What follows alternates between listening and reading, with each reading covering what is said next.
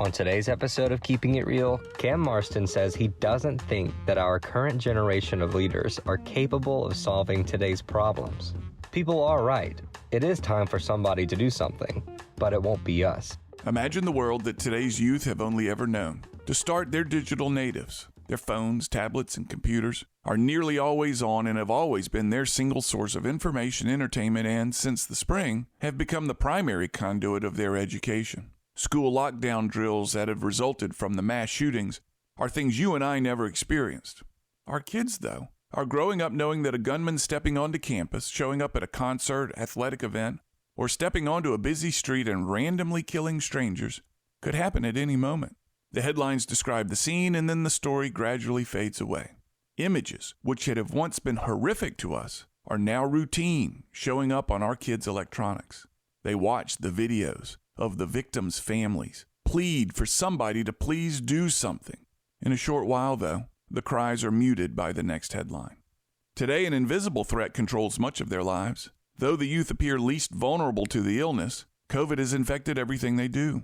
Schools closed, athletics stopped, parties canceled, followed by the very real struggle of at-home learning through online classes. Add to this, historical census data shows that youth who come of age during a recession, depression, a national crisis, remain at an economic disadvantage their entire lives, stymied from the beginning through no fault of their own. And sure enough, it appears we may have entered into a real recession. The youth today remain blissfully unaware of these future cards that are stacked against them.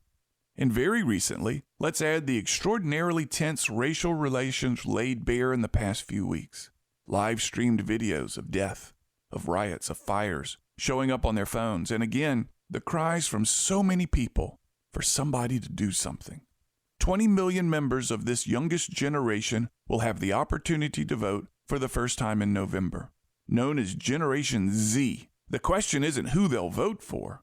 The question is whether they'll vote at all.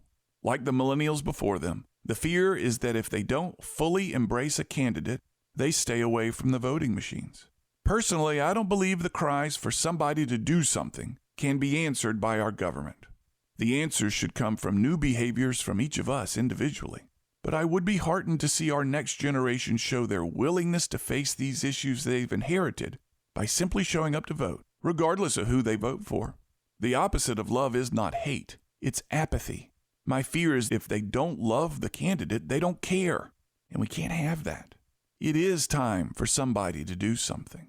After decades of the same problem and no change, I don't think we're capable of it.